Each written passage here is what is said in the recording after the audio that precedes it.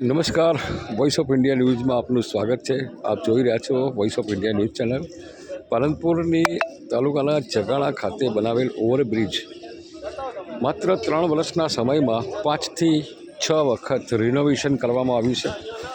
અને સૌથી મોટી બાબત એ છે કે ત્યાં એટલી મોટી ખામી સામે આવી છે કે ગમે ત્યારે પણ આ મોટી દુર્ઘટના સર્જાય એ રીતના એંધાણ છે। હલકી ગુણવત્તાનું કામ હોવાના કારણે આ દ્રશ્યો દેખાય છે। 5000 ઉપરથી અહીંયા વાહનો પસાર થાય છે।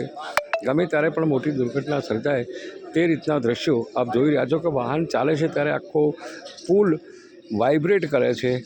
અને આ એંગલ જે નાખેલી છે એ એંગલ પણ ગમે ત્યારે તકલીફ કરે એવી છે।